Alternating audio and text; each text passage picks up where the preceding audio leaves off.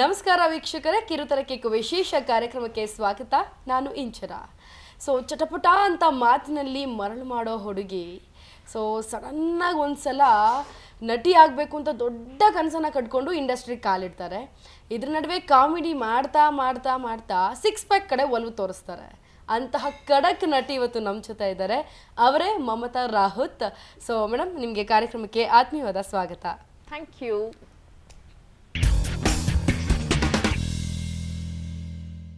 Yes ma'am, ನಿಮ್ಮನ್ನ ಪಂಚಭಾಷಾ ನಟಿ ಅಂತಾನೆ ಕರೀತಾರೆ. ಕನ್ನಡ, ತಮಿಳು, ತೆಲುಗಲ್ಲೆಲ್ಲ ಮಾಡಿ ಬಂದಿದ್ದೀರಾ. ಎಷ್ಟು ಹೆಮ್ಮೆ ಇದೆ ನಿಮಗೆ?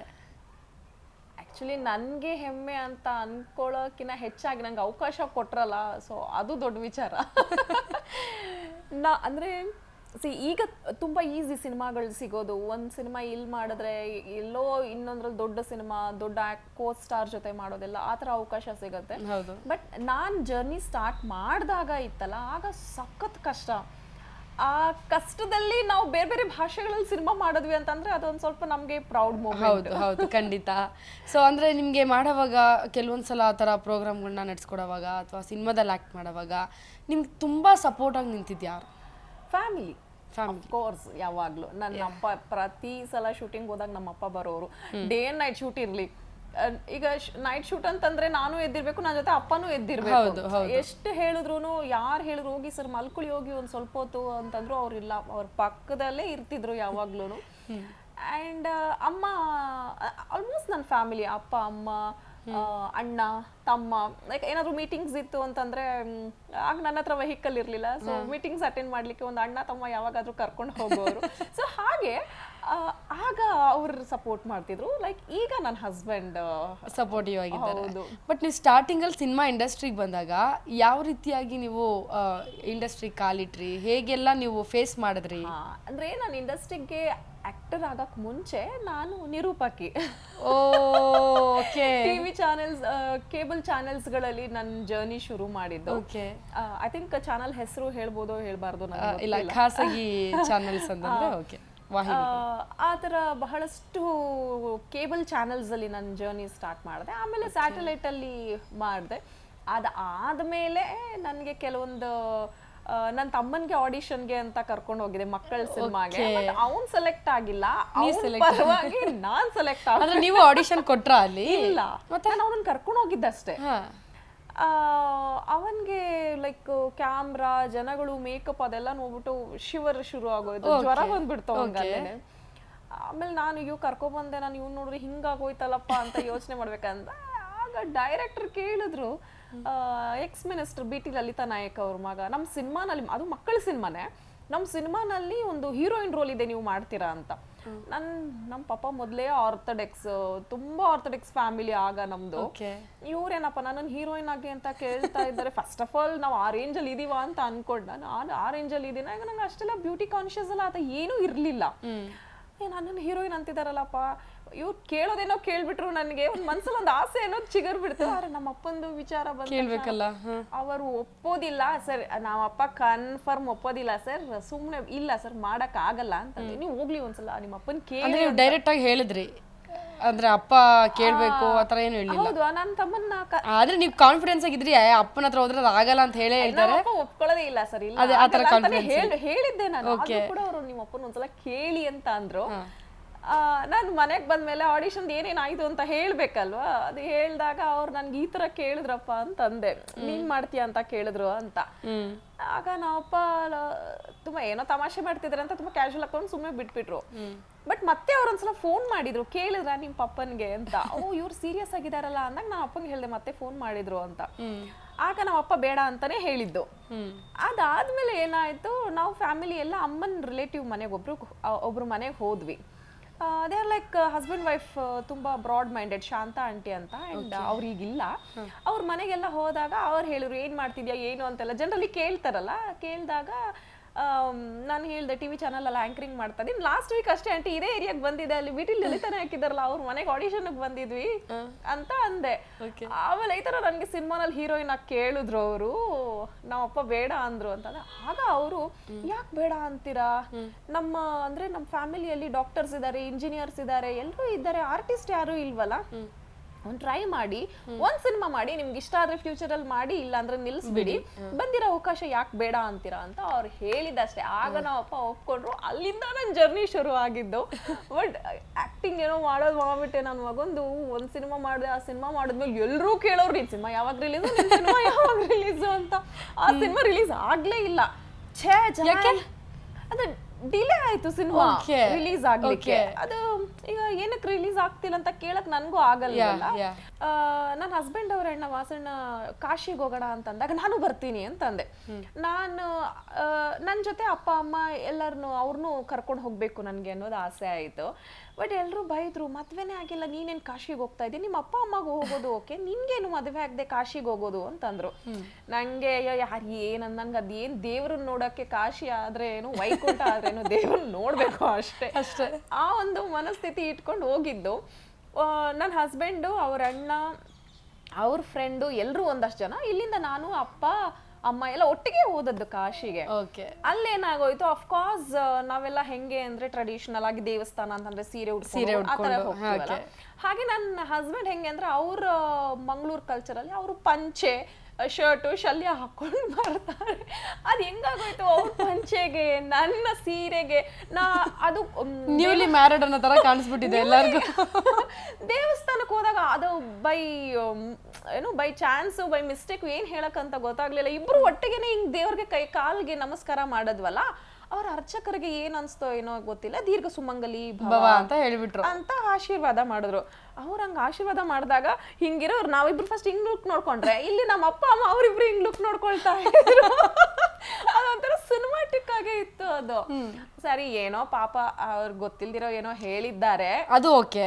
ಇನ್ನೊಂದ್ ದೇವಸ್ಥಾನಕ್ಕೆ ಹೋದಾಗ್ಲೂ ಹಾಗೆ ಅಂದ್ಬಿಡೋದ. ಅಲ್ಲಿಂದ ಕಾಲಭೈರವನ್ ದೇವಸ್ಥಾನಕ್ಕೆ ಬಂದಾಗ ಅವ್ರು ನಮ್ ಇಬ್ರನ್ನು ಬಗ್ಗಿಸ್ಬಿಟ್ಟು ಬೆನ್ ಮೇಲೆ ಹಿಂಗ್ ತಟ್ ಕಳ್ಸಿ ಹಂಗೆ ಕಳ್ಸಿದ್ರಲ್ಲ.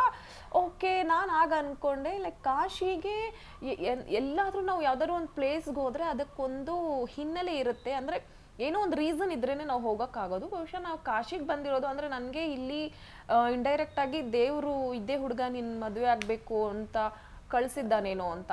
ಬಟ್ ಅದೇ ಒಪಿನಿಯನ್ ನನ್ನ ಹಸ್ಬೆಂಡ್ಗೂ ಬಂತು. ಯಾಕೆ ಅಂದ್ರೆ ಎರಡ್ ಕಡೆನೂ ಯಾಕೆ ಈ ತರ ಆಯ್ತು, ಸಮಥಿಂಗ್ ಇಸ್ ದೇರ್ ಅಂತ ಅನ್ಸ್ತು ಅವ್ರಿಗೂ. ಅದಾದ್ಮೇಲೆ ನಾವು ಇಬ್ರು ಮಾತಾಡ್ಕೊಂಡಿದ್ದುಂಟು, ಈ ತರ ಆಯ್ತಲ್ವಾ, ನಿಮ್ಗೇನ್ ಬೇಜಾರಿಲ್ಲ ತಾನೇ, ಅದು ಆದ್ರೆ ನಂಗೇನ್ ಇಲ್ಲಪ್ಪ, ಏನೋ ಸಮಥಿಂಗ್ ಇರ್ಬೇಕು ಅಂತ ಅನ್ಸುತ್ತೆ, ಅದಕ್ಕೆ ಆಯ್ತು ಅಂತ. ಅಲ್ಲಿಂದ ಬಂದ್ಮೇಲೆ ಒಂದು ಸ್ವಲ್ಪ ದಿನಕ್ಕೇನೆ ಅಷ್ಟೇ ಎಂಗೇಜ್ಮೆಂಟ್ ಆಯಿತು. ಆ ಎಂಗೇಜ್ಮೆಂಟ್ ಆಗಿ ಒಂದು 3 ತಿಂಗಳಲ್ಲಿ ಮದುವೆ ಆಗೋಯ್ತು. So everything is happened.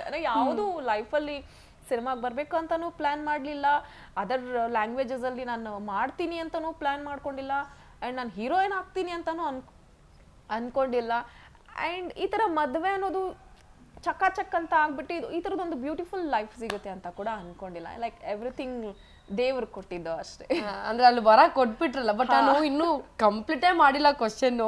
Love story ಯಾವ ಲವ್ ಸ್ಟೋರಿ ಅಂತ ಆ ರಿಯಾಕ್ಷನ್ ಕೊಟ್ರಲ್ಲ. ಅಲ್ಲ, ಫಸ್ಟ್ ಆಫ್ ಆಲ್ ಇಷ್ಟು ವರ್ಷ ಇಂಡಸ್ಟ್ರಿಯಲ್ಲಿ ಕೆಲಸ ಮಾಡಿ ಲವ್ ಸ್ಟೋರಿ ಅಂತ ಅಂದ್ಬಿಟ್ರಲ್ಲ, ಯಾವ ಲವ್ ಸ್ಟೋರಿ ಇವ್ರಿಗೆ ಗೊತ್ತಾಗಿದೆ ಏನು ಅಂತ. ಒಂದ್ ವೇಳೆ ಇಲ್ಲ ಅಂದ್ರೂ ಓಕೆ, ಅದು ಗೊತ್ತಾಗಿ ನಾನೇನಾದ್ರು ಹೇಳಿದಿದ್ರೆ ನಿಮ್ಗೆ ಹೆಂಗ್ ಗೊತ್ತಾಯ್ತು ಅಂತ ಕ್ವಶನ್ ಮಾಡ್ತೀರಿ, ಇಲ್ಲ ಅದಕ್ಕೆ ಆನ್ಸರ್ ಕೊಡ್ತಾ ಇದ್ರ? ಅಯ್ಯೋ, ಯಾವ್ದು ಲವ್ ಸ್ಟೋರಿ ಇಲ್ಲ ಅಂತಾನೆ. ಒಂದ್ ವೇಳೆ ಊಹೆ ಮಾಡ್ಕೊಳಕ್ಕೇನು. ಓಕೆ, ಹಾಗಿದ್ರೆ ನಿಮ್ಮ ಕಾಲೇಜ್ ಲೈಫ್ ಹೇಗಿತ್ತು, ಹೇಗೆಲ್ಲ ಬಂದ್ರಿ, ಎಷ್ಟೆಲ್ಲ ಕಾಲ್ ಎಳಿತಾ ಇದೆ ನಿಮ್ಮ ಕಾಲೇಜ್ ಲೈಫ್ ಅಲ್ಲಿ? ಆತರ ಎಲ್ಲ ಕಾಲ್ ಎಳಿಯೋ ಇದೆಲ್ಲ ಸ್ಟೂಡೆಂಟ್ಸ್ಗೆ ರ್ಯಾಗಿಂಗ್ ಮಾಡೋವಂಥದ್ದು ಆತರ ಇಲ್ಲ. ನಮ್ಮ ಸ್ಟೂಡೆಂಟ್ಸ್ ಅಂದ್ರೆ ನಾನು ಓದಿದ್ದು ಕೇಳಬೇಕು ನೀವು.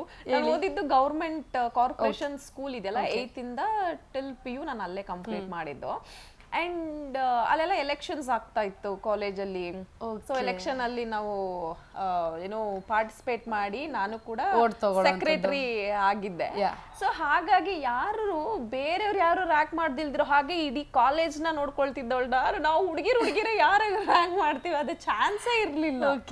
ಅಂದ್ರೆ ಪಕ್ಕದಲ್ಲೇನೆ ಇವರು ಸುರೇಶ್ ಕುಮಾರ್ ಅವ್ರದ್ದು ಮನೆ ಇತ್ತು. ಆಗ ಯಾರಾದ್ರೂ ಒಂದು ಬೀಟ್ಗೆ ಯಾರಾದ್ರೂ ಬಂತು ಅಂತಂದ್ರೆ ನಾನು ಇಮ್ಮಿಡಿಯೇಟ್ ಅವನು ಹೇಳ್ಕೊಂಡು ಹೋಗ್ಬಿಟ್ಟು ಸುರೇಶ್ ಸರ್ ಅವ್ರ ಮನೆ ಹತ್ರ ಹೋಗ್ಬಿಡೋದು. ಸರ್ ಇವನು ಈ ತರ ಎಲ್ಲ ನಮ್ಮ ಕಾಲೇಜ್ ಹೋಗ್ಬಿಡ್ತಿದ್ರ, ಪಕ್ಕದಲ್ಲೇ ಇತ್ತು ಅವ್ರದ್ದು ಕಾಲೇಜ್ದು.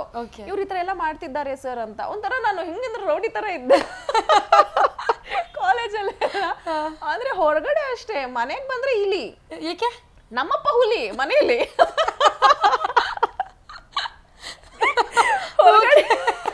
ನಾನು ಹೋಗ್ಬಿಟ್ಟೆ ಸಿನಿಮಾ ಮಾಡಿದ್ರ ಮನೆಯಲ್ಲಿ ಇಲ್ಲಿ ಬೀದಿಲಿ ಹುಲಿ ಅಂತ. ಓಕೆ, ಬಟ್ ಕಾಲೇಜಲ್ಲೆಲ್ಲ ರೌಡಿಸಮ್ ಮಾಡ್ಕೊಂಡು ಮನೇಲಿ ಬಂದ ತಕ್ಷಣ ಸೈಲೆಂಟ್ ಆಗ್ಬಿಡ್ತಿದ್ರೆ. ಅದೇ ರೌಡಿಸಮ್ ಅನ್ನೋದು ಇಲ್ಲ. ಒಂದು ಹುಡುಗಿಯಾಗಿ ನಾವು ಇನ್ನೊಂದು ಹುಡುಗಿಗೆ ಸೇಫ್ಟಿಯಾಗಿ ನಿಂತ್ಕೋಬೇಕು. ಅಂದ್ರೆ ಆ ಹುಡುಗಿನೂ ನಮ್ ತರನೇ ಅಲ್ವಾ ಅನ್ನೋ ಆ ತರದೊಂದು ಮನೋಭಾವ ಅಷ್ಟೇ. ಬಟ್ ಮನೇಲಿ ಅಪ್ಪ ಹುಲಿ ಆಗೋದಕ್ಕೆ ಏನ್ ಕಾರಣ? ಏನಾದ್ರು ಒಂದು ಮನೇಲಿ ಇನ್ಸಿಡೆಂಟ್ ನಡೆದಿದ್ಯಾ? ಇಲ್ಲ, ನಮ್ಮಪ್ಪ ಹಾಗೆ ಇರೋದೇ ಹಾಗೆ, ಭಾರಿ ಸ್ಟ್ರಿಕ್ಟ್. ಅವ್ರ ಅಂದ್ರೆ ಅವರು ತುಂಬಾ ಪ್ರೀತಿಯಿಂದ ಮಾತಾಡ್ತಾರೆ, ಆತರ ಇಲ್ಲ ಕೂಗೊಂಡು ಬೈಕೊಂಡು ಮಾತಾಡೋದೆ. ಹೆಂಗಂದ್ರೆ ನಾವು ಆಟಾಡಕ್ಕೆ ಅಂತ ಹೋದ್ರು ನಮ್ಮ ಅಪ್ಪ ಎಲ್ಲೋ ಬರ್ತಿದ್ದಾರೆ ಅಂದ್ರೆ, ಈಗ ನಾವು ಐಸ್ ಪೈಸ್ ಆಡೋದು, ಡೈಡ್ ಅಂತ ಎಲ್ಲ ನಾವು ಆಡ್ತಿದ್ವಿ, ಆತರ ಆಟ ಎಲ್ಲ ಆಡ್ಬೇಕಂದ್ರೆ ನಾವ್ ಅಪ್ಪ ಅಲ್ಲೆಲ್ಲೋ ಕಿಲೋಮೀಟರ್ ಆಚೆ ಬರ್ತಿದ್ದಾರೆ ಅಂದ್ರೆ ಅಲ್ಲಿಂದ ವಿಸಿಲ್ ಹೊಡಿಯೋರು. ಅವ್ರು ಸಿಗ್ನಲ್ಸ್ ಗಳು ಹಂಗ್ ಕೊಡ್ತಾ ಇದ್ರು. ಕೊಟ್ಟಿದ ತಕ್ಷಣ ನಾವ್ ಅಪ್ಪ ಬರ್ತಾ ಇದ್ರು. 5 ಗಂಟೆ ಆದ ತಕ್ಷಣ ನಾವ್ ಅಪ್ಪ ಬರ್ತಾರೆ, ಎಲ್ಲಿದ್ರು ಓಡ್ ಬಂದು ಉಲ್ಟಾ ಬುಕ್ಕೆಲ್ಲ ಹಿಡ್ಕೊಂಡು ಹೋಗ್ತಾ. ನೀವು ಸಿಚುವೇಶನ್ ಹೇಳ್ತಾ ಇದ್ರೆ ನನ್ನನ್ನು ನೋಡ್ಕೊಳಂಗ ಅನಿಸ್ತಾ ಇದೆ ನನ್ಗೆ. ನಿಮ್ಮಪ್ಪನ ಹಂಗೆ ಇದ್ರ ಸೇಮ್. ಅಂದ್ರೆ ಮಾತಾಡ್ಸ್ತಾರೆ ಪ್ರೀತಿಯಿಂದ, ಕೆಲವೊಂದ್ಸಲ ಎಲ್ಲೋ ಅವ್ರಿಗೆ ಇಷ್ಟ ಇದ್ರೆ ಅಷ್ಟೇ. ಇಲ್ಲ ಅಂತಂದ್ರೆ ಫುಲ್ಲು ಸ್ಟ್ರಿಕ್ಟು. ಲೈಕ್ ಸ್ಟ್ರಿಕ್ಟ್ ಅಂತಂದ್ರೆ ಏನು ನಮ್ಮನ್ನ ಎಲ್ಲೂ ಬಿಡ್ದಂಗೆ ಆ ಥರ ಎಲ್ಲ ಕಡೆನೂ ಬಿಟ್ಟಿದ್ದಾರೆ. ಬಟ್ ನಂಬಿಕೆ ಉಳಿಸ್ಕೊಂಡೋಗಿ ಸಾಕು ಅಂತ ಹೇಳ್ಬಿಟ್ಟು ನನ್ನ ಆಲ್ಮೋಸ್ಟ್ ಫ್ರೆಂಡ್ಸ್ಗಳು, ನನ್ನ ಸಿನಿಮಾ ಮೇಟ್ಸ್ ಎಲ್ಲರೂ ನಮ್ಮ ಅಪ್ಪನ ಹಿಟ್ಲರ್ ಅಂತಾನೆ ಕರೆಯೋದು. ಏನು ಹೇಳಿದ್ರು ನಿಮ್ಮ ಹಿಟ್ಲರ್ ಅಂತ. ನಾನು ಅಪ್ಪನ ಫೋನಲ್ಲಿ ಅವ್ರ ಹೆಸರು ಅಪ್ಪ ಹಿಟ್ಲರ್ ಅಂತಾನೆ ಹಾಕೊಂಡು. ಹೌದಾ? ಬಟ್ ನಾನು ಅದೊಂದು ಬಿಟ್ಟಿನೆಲ್ಲ ಮಾಡಿದ್ದೀನಿ. ಓಕೆ, ನಮ್ಮ ಪಪ್ಪ ಆ ಥರ. ನಮ್ಮ ಕಾಲೇಜ್ ಅಂದ್ರೆ ಎಜುಕೇಶನ್ ತುಂಬಾ ನಂಗೆ ಆ ಥರದ್ರಲ್ಲೇ ಇದೆ. ಆಮೇಲೆ ಇಂಟರ್ ಸ್ಕೂಲ್ ಕಾಲೇಜ್ ಕಾಂಪಿಟೇಷನ್ಸ್ಗಳಿಗೆ ಹೋಗ್ತಾ ಇದ್ದೆ. ಸ್ಪೋರ್ಟ್ಸ್ ಮೇಲೆ, ಸಿಂಗಿಂಗ್ ಕಾಂಪಿಟೇಷನ್ ಮೇಲೆ, ಡ್ಯಾನ್ಸ್ ಮೇಲೆ, ಈ ಥರ ಎಲ್ಲ ಕಾಂಪಿಟೇಷನ್ಸ್ಗೆಲ್ಲ ಹೋಗ್ತಾ ಇದ್ದೆ. ಬಟ್ ಈ ಥರದ್ದೆಲ್ಲ ತುಂಬಾ ಚೆನ್ನಾಗಿ. ಬಟ್ ಇವಾಗಲೂ ನೀವು ನಿಮ್ಮ ಸ್ಕೂಲ್ ಅಥವಾ ಕಾಲೇಜ್ ಕಡೆ ಎಲ್ಲ ಹೋದ್ರೆ ಯಾವ ಥರ ರಿಯಾಕ್ಟ್ ಮಾಡ್ತಾರೆ ನಿಮ್ಮ ಟೀಚರ್ಸ್? ಅಂದ್ರೆ ನಾನು ಓದಿದ್ದ ಅದೇ ಕಾರ್ಪೊರೇಷನ್ ಸ್ಕೂಲ್ ಅಂಡ್ ಕಾಲೇಜಲ್ಲೇ ಗೆಸ್ಟ್ ಆಗಿ ಕರೆದಿದ್ರು. ಫೆಲ್ ಲೈಕ್ ನಂಗೆ ಗೆಸ್ಟ್ ಅಂತ ಅಲ್ಲ, ನಂಗೆ ಸವಿ ನೆನಪು, ಕಾಲೇಜಿಗೆ ಹೆಜ್ಜೆ ಇಟ್ಟ ತಕ್ಷಣ ಅವೆಲ್ಲ ಬರ್ತಿದ್ವಿ. ಆಮೇಲೆ ಹೋದ ತಕ್ಷಣ ಏನು ಅವ್ರಿಲ್ವಾ ಇವ್ರಿಲ್ವಾ ನಮ್ಮ ಪ್ರಿನ್ಸಿಪಲ್ ಇಲ್ವಾ ಅಂತೆಲ್ಲ ಕೇಳೋದು ನಾನು. ಅಂದ್ರೆ ನಮ್ಗೆ ಎಲ್ರು ಗೊತ್ತು ಅನ್ನೋದು, ಅಫ್ಕೋರ್ಸ್ ಗೊತ್ತು ಎಲ್ರು. ಆಮೇಲೆ ನಾಲೆಲ್ಲ ಹೋದ ತಕ್ಷಣ ಅದು ನನ್ನ ಕ್ಲಾಸ್, ಅಲ್ಲಿ ನನ್ನ ಕಾಲೇಜಲ್ಲಿ ಇದ್ದಾಗ ಅದು ನನ್ನ ಕ್ಲಾಸ್ ರೂಮ್. ಅದರ ಒಂಥರ ಮೆಮೊರಿ ಹೇಳ್ಕೊಳ್ಳೋದು ಒಂದು ತುಂಬಾ ಖುಷಿ. ಹೌದು, ಅಲ್ಲಿ ಹೋಗಿದ ತಕ್ಷಣ ಅದು ಬಂದ್ಬಿಡುತ್ತೆ ವೈಬ್ಸ್. ಈಗ ಇಷ್ಟೆಲ್ಲ ನೀವು ಜರ್ನಿ ಬಗ್ಗೆ ಮಾತಾಡಿದ್ರಿ, ನಿಮ್ಮ ಸಿನಿಮಾ ಹೇಗಿತ್ತು ಅಂತಲೂ ಹೇಳಿದ್ರಿ. ಆ್ಯಂಡ್ ಈಗ ಕೆಲವೊಂದು ಸಿಂಪಲ್ ಪ್ರಶ್ನೆಗಳನ್ನ ಕೇಳ್ತೀನಿ, ಅದಕ್ಕೆ ನೀವು ಆನ್ಸರ್ ಮಾಡಬೇಕು. ಯಾವ ಥರ ಪ್ರಶ್ನೆಗಳದು ಹೇಳ್ತೀನಿ ಇವಾಗ.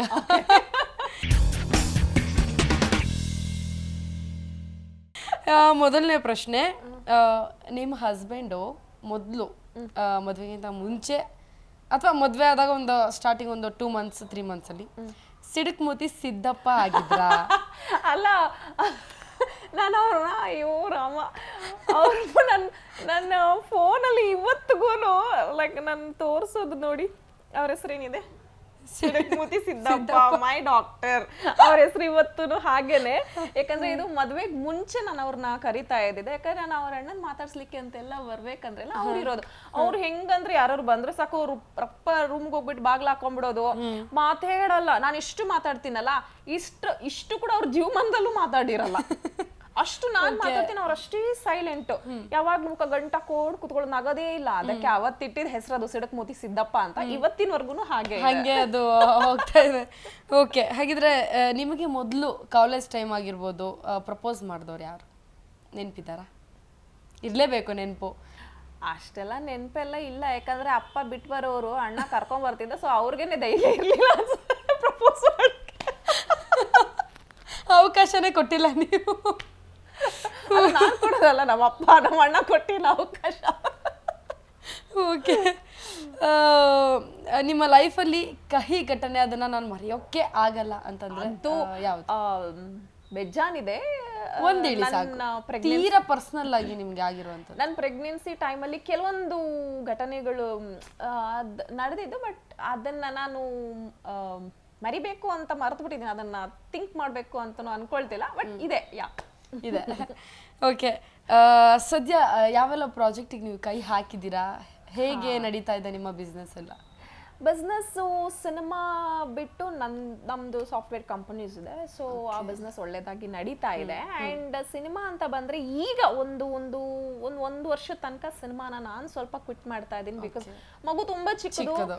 ಅವನ್ ಹೆಂಗೆ ಅಂತಂದ್ರೆ ಕೈಯೇ ಬಿಡಲ್ಲ, ಯಾವಾಗ್ಲೂ ಎತ್ಕೊಂಡಿರೋ, ಅಂದ್ರೆ ಅವನ ಜೊತೆ ಜಾಸ್ತಿ ನಾನು ಇರ್ಬೇಕು ಅನ್ನೋದು ಅವನ ಆಸೆ ಪಡ್ತಿದ್ದಾನೆ. ಸೊ ಹಾಗಾಗಿ ಅವ್ನ್ ಟಿಲ್ ಒಂದು 7-8 ಮಂತ್ಸ್ ತನಕ ಅವನು ಶೂಟಿಂಗ್ ಕರ್ಕೊಂಡು ಹೋಗ್ತಾ ಇದ್ದೆ, ಅದೆಲ್ಲ ಚೆನ್ನಾಗಿರ್ತಿತ್ತು. ಈಗ ಒಂದ್ ಸ್ವಲ್ಪ ಕಾಲೆಲ್ಲ ಬಂದ್ಮೇಲೆ ಅವ್ನು ಓಡೋದು ಅದು ಇದು ಮಾಡಿದಾಗ ನನ್ಗೆ ಅನ್ಸಿದೆ ಒಂದ್ ವರ್ಷ ನಾನು ಬ್ರೇಕ್ ತಗೊಂಡ್ರೆ ಒಳ್ಳೇದು ಅಂತ. ಸೊ ಈ ಬ್ರೇಕ್ ತಗೊಂಡಿರೋ ಟೈಮಲ್ಲಿ ನಾವು ಪ್ರೊಡಕ್ಷನ್ ಮಾಡ್ತಾ ಇದ್ದೀವಿ ತೆಲುಗು ಸಿನಿಮಾ ಒಂದು, ಅಂದ್ರೆ ಪ್ಯಾನ್ ಇಂಡಿಯಾ ಸಿನಿಮಾನೇ.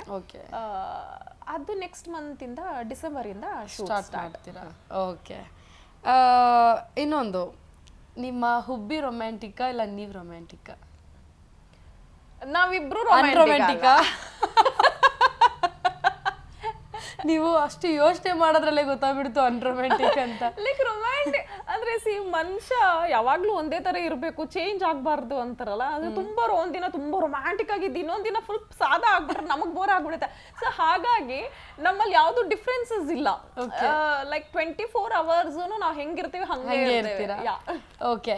ಹಾಗಿದ್ರೆ ಇಲ್ಲಿವರೆಗೂ ಬರೋದಕ್ಕೆ ನಿಮ್ಗೆ ನಿಮ್ಮ ಹಸ್ಬೆಂಡು, ನಿಮ್ಮ ಅತ್ತೆ ಮಾವ ಎಲ್ಲ ಫುಲ್ ಸಪೋರ್ಟಿವ್ ಆಗಿದ್ದಾರೆ. ಸೊ ಎಷ್ಟು ಹೆಮ್ಮೆ ಅನಿಸ್ತಾ ಇದೆ ನಿಮ್ಗೆ ಇದ್ರ ಬಗ್ಗೆ? ನನ್ನ ಹಸ್ಬೆಂಡ್, ನಾನು ಅವ್ರ ಬಗ್ಗೆ ಹೇಳಲೇಬೇಕು. ಲೈಕ್ ಬೇರೆ ಅವ್ರ ಹಸ್ಬೆಂಡ್ಸ್ ಯಾವ ರೀತಿ ಸಪೋರ್ಟ್ ಮಾಡ್ತಾರೆ ಗೊತ್ತಿಲ್ಲ. ಅಫ್ಕೋರ್ಸ್ ಕೆಲವರು ಸಪೋರ್ಟ್ ಮಾಡ್ತಾರೆ, ಬಟ್ ನನ್ಗೇನೆ ಅನಿಸ್ತು ಸಾಕು ಪ್ರೊಫೆಷನ್ನು ಮಾಡಿದೀನಿ, ಮಗು ಆಯ್ತು, ಆರಾಮಾಗಿ ಮನೇಲಿ ಇರೋಣ ಅಂತ ಅನ್ಕೊಂಡ್ರು ನಮ್ಮ ಮನೆಯವರು ನೀನು ಒಳ್ಳೆ ಟ್ಯಾಲೆಂಟೆಡ್ ಆಕ್ಟ್ರೆಸ್, ನೀನು ವೇಸ್ಟ್ ಮಾಡ್ಕೊಂಬಾರ್ದು, ಒಳ್ಳೆ ಸಿನಿಮಾ ಬಂದ್ರೆ ಮಾಡು ಅಂತ ಆಗ್ಲೂ ಹೇಳಿರೋದು. ಅದೇ ಒಂದು ಮೋಟಿವೇಶನ್ ನನಗೆ ಆಗಿದ್ದು. ಮದುವೆ ಆಗಿ 15 ದಿವಸಕ್ಕೆ ಮುರುಘಾ ಸನ್ ಆಫ್ ಕಾನೂನು ಅಂತ ಸಿನಿಮಾ ಮಾಡಿದೆ. ಅದಾದ್ಮೇಲೆ ನನ್ನ ಪ್ರೆಗ್ನೆನ್ಸಿಲಿ ತಾರಿಣಿ ಸಿನಿಮಾ ಮಾಡಿದೆ. ಇದೆಲ್ಲದಕ್ಕೂ ಅವರೇ ಅವರೇ ಪ್ರೋತ್ಸಾಹ ಕೊಡ್ತಿರು. ಅಂಡ್ ನಾನು ಇದು ಮಾಡಬೇಡ, ಅದು ಮಾಡಬೇಡ, ಈ ಥರದ ಬಟ್ಟೆ ಹಾಕ್ಬೇಡ, ಆ ಥರದ ಬಟ್ಟೆ ಹಾಕ್ಬೇಡ, ಅಲ್ಲಿಗೆ ಹೋಗ್ಬೇಡ, ಇಲ್ಲಿಗೆ ಹೋಗ್ಬೇಡ, ಯಾವತ್ತೂ ಅವ್ರು ನನಗೆ ರೆಸ್ಟ್ರಿಕ್ಟ್ ಮಾಡಿಲ್ಲ. ಏನಾದ್ರೂ ಮಾಡು, ಒಂದ್ ಇದ್ರ ಇಟ್ಕೊಂಡು ಸೆನ್ಸ್ ಇಟ್ಕೊಂಡು ಮಾಡು, ಫ್ಯಾಮಿಲಿಗೆ ಯಾವುದೇ ತರದ್ದು ಬ್ಯಾಡ್ ಇದು ಬರಬಾರ್ದು, ಆ ತರ ಮಾಡು. ಬಟ್ ನೀವು ಸೋಷಿಯಲ್ ಮೀಡಿಯಾದಲ್ಲಿ ಕೆಲವೊಂದು ಪೋಸ್ಟ್ಗಳು ಹಾಕಿದಾಗ ಅದಕ್ಕೆ ನೆಗೆಟಿವ್ ಅಥವಾ ಪಾಸಿಟಿವ್ ಕಮೆಂಟ್ಸ್ ಬಂದಾಗ ಅದನ್ನ ಹೇಗೆ ರಿಸೀವ್ ಮಾಡ್ಕೋತಾ ಇದ್ರಿ ನೀವು? ಪಾಸಿಟಿವ್ ನೆಗೆಟಿವ್ ಯಾವ ಕಮೆಂಟ್ಸ್ ಬಂದ್ರೂ ನಾವು ತುಂಬಾ ಕಾಮನ್ ಆಗೇ ತಗೋಬೇಕು. ಪಾಸಿಟಿವ್ ಬಂದಾಗ ವಾವ್ ಅನ್ನೋದು, ನೆಗೆಟಿವ್ ಬಂದಾಗ ಕುಗ್ಗೋದು ಅದು ಮಾಡಕ್ ಹೋಗ್ಬಾರ್ದು. ಯಾಕಂದ್ರೆ ಅವ್ರ ಮೆಂಟಾಲಿಟಿನೇ ಅಷ್ಟು ಅನ್ನೋದನ್ನ ಬಿಟ್ಬಿಡ್ಬೇಕು ಅಂತ ಸುಮಾರು ಸಲ ಅನ್ಕೊಳ್ತೀನಿ ನಾನು. ಆದ್ರೆ ಅದನ್ನ ಯಾವಾಗ್ಲೂ ಕೆಲವರು ಕೆಣಕಕ್ಕೆ ಹೋದಾಗ ಸ್ವಲ್ಪ ಹರ್ಟ್ ಆಗುತ್ತೆ, ಕೋಪನೂ ಬರುತ್ತೆ. ಕೆಲವೊಂದ್ಸಲ ಅಲ್ಲೇ ಟಕ್ಕರ್ ಕೊಟ್ಟಿರ್ತೀನಿ ನಾನು. ಇನ್ನೊಂದಷ್ಟು ನಾನು ತೀರಾ ತಲೆಗೆ ಹಾಕೊಳಕ್ ಹೋಗಲ್ಲ. ನಾವು ತಲೆಗೆ ಹಾಕೊಂಡಿದೀವಿ ಅನ್ನೋಷ್ಟು ಅವ್ರು ಜಾಸ್ತಿ ಹಾಗಾಗಿ ನೆಗ್ಲೆಕ್ಟ್ ಮಾಡ್ಬಿಟ್ಬಿಡ್ತೀನಿ. ಜಿಮ್ ಅಲ್ಲಿ ನನ್ನ ಬೇಜಾರು ಅದನ್ನೆಲ್ಲ ತೋರಿಸ್ತಾ ಇದ್ದೆ ಅಲ್ಲಿ ವರ್ಕೌಟ್ ಮಾಡೋದ್ರ ಮೂಲಕ. ಅದು ಒಂದಿನ ನನ್ಗೆ ಗೊತ್ತಿಲ್ಲದೆ 6 ಪ್ಯಾಕ್ ಬಂದ್ಬಿಟ್ಟಿತ್ತು. ಅದು ಒಂದು ಬೇಕು ಅಂತ ಮಾಡಿದ್ದಲ್ಲ, ಅದು ಖುಷಿ. ಅದೊಂದು 6 ಪ್ಯಾಕ್ ನಾನೇ ಫಸ್ಟ್ ಮಾಡಿದ್ದು. ಅದಾದ್ಮೇಲೆ ಕರೀನಾ ಕಪೂರ್ ಅವರು ಇವರು ಎಲ್ಲ ಸ್ಟಾರ್ಟ್ ಮಾಡಿದ್ರು. ಈಗ 6 ಪ್ಯಾಕ್ ಅನ್ನೋದು ತುಂಬಾ ಕಾಮನ್ ಆಗ್ಬಿಟ್ಟಿದೆ. ಹುಡುಗಿ ಅಂತ ಭೇದ ಭಾವ ಇಲ್ಲ, ಇವಾಗ ಎಲ್ಲರೂ ಮಾಡ್ತಾರೆ. ಹೌದು, ಅದಕ್ಕೆ ಫ್ಯಾಮಿಲಿ ಪ್ಯಾಕ್ ಅಲ್ಲೂ ನಾನೇ ಫಸ್ಟ್ ಸಿನಿಮಾ ಮಾಡ್ಬೇಕು ಅಂತ ತಾರಿಣಿ ಮಾಡ್ಬಿಟ್ಟೆ. 6 ಪ್ಯಾಕ್ ಹೆಗ್ಗಳಿಕೆನೂ ನಮ್ಗೆ ಇರ್ಬೇಕು, ಫ್ಯಾಮಿಲಿ ಪ್ಯಾಕ್ ಹೆಗ್ಗಳಿಕೆನೂ ನನ್ಗೆ. ಸರಿ, ಓಕೆ. ಇವಾಗ ಇಷ್ಟೆಲ್ಲ ಮಾತಾಡಿದ್ರಿ, ಈಗ ನಿಮ್ಮ ತಲೆಗೆ ಸ್ವಲ್ಪ ಕೆಲಸ ಕೊಡ್ತೀನಿ ನಾನು. ಅಂತಂದ್ರೆ ಕೆಲವೊಂದು ತಲೆ ಉಪಯೋಗಿಸಿ ಹೇಳುವಂತ ಕ್ವಶನ್ಸ್ ಇದಾವೆ. ನನಗೆ ತಲೆನೇ ಇಲ್ಲ, ದಯವಿಟ್ಟು. ಅದಕ್ಕಾಗಿನೇ ಮಾಡ್ಕೊಂಡ್ ಬಂದಿರೋ ಕ್ವಶನ್ಸ್ ಇದು. ನೀವು ತಲೆ ಇಲ್ಲ ಅಂತ ಹೇಳ್ತೀರಾ ಅಂತಾನೆ ಈ ಕ್ವಶನ್ಸ್ ಮಾಡ್ಕೊಂಡ್ ಬಂದಿರೋದು. ಕೇವಲ 3 ಕ್ವಶನ್ಸ್ ಇರೋದು, ಜಾಸ್ತಿ ಇಲ್ಲ. ಓಕೆ, ಸರಿನಾ? ಓಕೆ, ಮೊದಲನೇ ಕ್ವಶನು, ನೀವು ಪ್ರತಿ ಸಲ ಸ್ನಾನ ಮಾಡಿದ್ರು ಅದು ಕರಗ್ತಾನೆ ಇರುತ್ತೆ. ಸೋಪು ಯಾ, ಬಟ್ ಇಲ್ಲಿ ಬೇರೆ ತರ ಇತ್ತು ಕ್ವಶನ್. ನಾನು ಹೇಳೋಣ ಅನ್ಕೊಂಡೆ, ಬೇಡ ಸ್ವಲ್ಪ ಸಿಂಪಲ್ ಆಗಿರ್ಲಿ ಅಂತ ಹೇಳ್ದೆ. ಕರೆಕ್ಟ್ ಆಗಿ ಹೇಳಿದ್ರಿ. ಅಲ್ಲ, ಸೋಪು, ಶಾಂಪೂ, ಕಂಡೀಷನರ್ ಎಲ್ಲ ಇರುತ್ತೆ. ಓಕೆ, ಬಟ್ 2ನೇ ಕ್ವಶನು, ಲೈಸೆನ್ಸ್ ಅವಶ್ಯಕತೆನೇ ಇರೋದಿಲ್ಲ ಅಂತಹ ಡ್ರೈವರು ಪ್ರತಿಯೊಬ್ಬರು ಮನೇಲಿ ಕೂಡ ಇರುತ್ತೆ, ಯಾವ್ದದು? ಇವರು ಅದೇ ನಮ್ ಸ್ಕೂಲ್ ವ್ಯಾನ್ ಎಲ್ಲ ಓಡಿಸ್ತಾರಲ್ಲ, ಸ್ಕ್ರೂ ಡ್ರೈವರ್. ನಂಗೆ ಎಷ್ಟು ತಲೆ ಇದೆ, ವಾವ್. ಕರೆಕ್ಟಾ? 100% ಕರೆಕ್ಟ್. ಇನ್ನೊಂದ್ಸಲ ಹೇಳಿ, ಆನ್ಸರ್ ರಿಪೀಟ್ ಮಾಡಿ. Screw driver. ಐ ಥಿಂಕ್ ಇದಕ್ಕೆ ಕೊಡಲ್ಲ ಅನ್ಕೊಂಡಿದ್ದೆ ನಾನು, ಚಂದ ಕೊಟ್ರಿ. ಓಕೆ ನೆಕ್ಸ್ಟ್ ಇದಕ್ಕೆ ಐ ಥಿಂಕ್ ನೀವು ಕೊಡೋದು ಕಮ್ಮಿ ಅನ್ಸುತ್ತೆ, ಕೇಳೇ ಬಿಡ್ಲಾ? ಕೇಳಿ ನೋಡ, ಅದು ಯಾವ ಥರ ತರಲೆ ಉತ್ತರ ಕೊಡ್ತೀನೋ ಗೊತ್ತಿಲ್ಲ. 6 ದಿನಗಳವರೆಗೆ ತನ್ನ ಉಸಿರನ್ನ ಹಿಡ್ದಿಟ್ಕೊಂಡಿರುತ್ತೆ ಅಂತಹ ಜೀವಿ ಯಾವುದು? 6 ದಿವಸನ? ಯಾ, ಉಸಿರೇ ಆಡೋದಿಲ್ಲ ಬೇಕಾದ್ರೆ. ಉಸಿರೇ ಆಡ್ದಿಲ್ದಿರುವಂಥ ಜೀವಿ ಯಾವುದಪ್ಪ? 6 ದಿನ ಆದ್ಮೇಲೆ ಉಸಿರು ಬಿಡುತ್ತಾ? ಇಲ್ಲ, ಮಾಮೂಲಿ ಉಸಿರಾಡುತ್ತೆ. ಐ ಮೀನ್ ನೀವು ಹೇಳ್ತಾ ಇರೋದು ಉಸಿರು ಇಟ್ಕೊಂಡಿರುತ್ತೆ, 6 ದಿನ ಅಂತ ಉಸಿರು ಬಿಡುತ್ತೆ ಅಂತ ಹೇಳ್ತಿದ್ದೀರ. ನಾನು ಆ ಥರ ಹೇಳ್ತಿಲ್ಲ. ನನಗೆ ಕೇಳಿದ ಪ್ರಶ್ನೆಗೆ ನಂಗೆ ನಗು ಬರ್ತಾ ಇದೆ. ಹಾಗೆ ನಿಮ್ಮ ಪ್ರಶ್ನೆ ನಂಗೆ ಅರ್ಥ ಆಗಲ್ಲ. ಇನ್ನೊಂದ್ಸಲ ಹೇಳಿ, ಅರ್ಥ ಮಾಡಿಸ್ತೀನಿ. 6 ದಿನ ಆದ್ರೂ ಅದು ಉಸಿರಾಡೋದಿಲ್ಲ.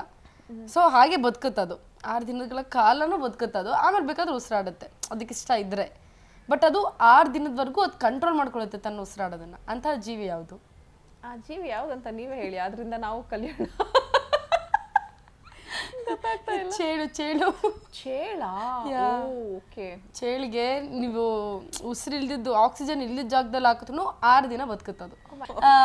ಈಗ ಪ್ರಶ್ನೆ ಏನು ಅಂತಂದ್ರೆ, ಒಬ್ರು ಅಂಕಲ್ಲು ಡೈಲಿ 3 ಟೈಮ್ಸ್ ಟೀ ಕುಡಿದ್ರೆ ಅವ್ರನ್ನ ನೀವೇನಂತ ಕರಿತೀರಾ? ಅವ್ರಿಗೆ ಏನಂತ ಹೆಸರು ಇಡ್ತೀರಾ?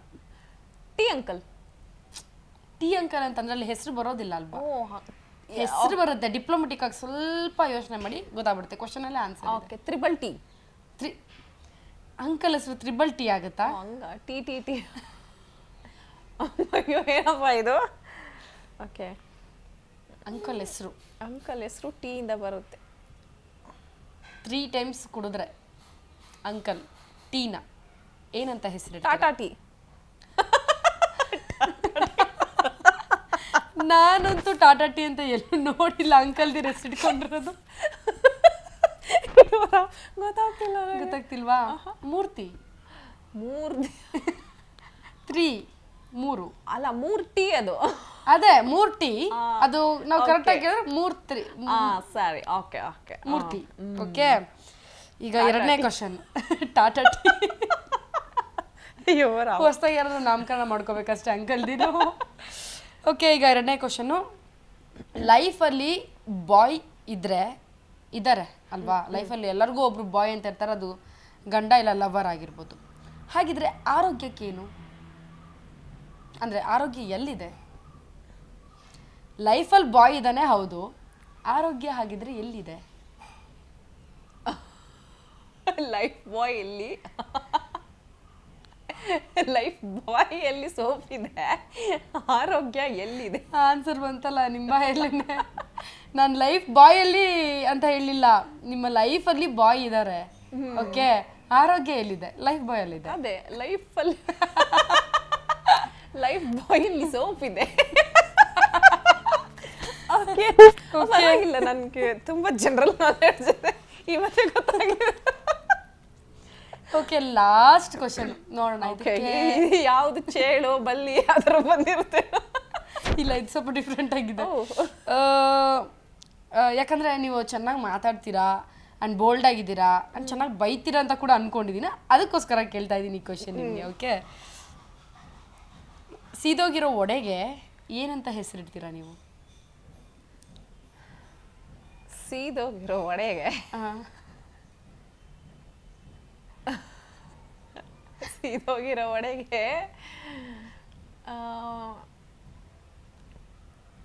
ಸೀದೋಗಿರೋ ಒಡೆಗೆ ಆಲ್ಮೋಸ್ಟ್ ಆಗಿ ಇವಾಗ ಓಕೆ, ಯಾರಾದ್ರೂ ಒಬ್ರು ಭಟ್ರೆ ಆಗಿರ್ಬೋದು, ಭಟ್ರು ಬಿಡಿ ಪರ್ಫೆಕ್ಟ್ ಮಾಡ್ತಾರೆ, ಕಲಿಯಕ್ಕೆ ಬಂದಿರೋರು ಅಂತ ಇಟ್ಕೊಳ್ಳಿ. ಓಕೆ, ಸೊ ಕಲಿಯಕ್ಕೆ ಬಂದಿರೋರು ವಡೆನ ಸಿದಿಸ್ಬಿಡ್ತಾರೆ ಅಂತ ಅನ್ಕೊಳ್ಳಿ. ಸೊ ಅವ್ರಿಗೆ ನೀವೇನಂತ ಸ್ಟಾರ್ಟಿಂಗ್ ಹೋಗಿದ ತಕ್ಷಣ ಬೈತೀರಾ? ಕರಿ ಹೆಗ್ಣ ಇದ್ದಂಗಿದೆ. ನೋ, ನೆಕ್ಸ್ಟ್ ಆನ್ಸರ್ ಕರಿ ಹಂದಿ ಮುಳ್ಳ.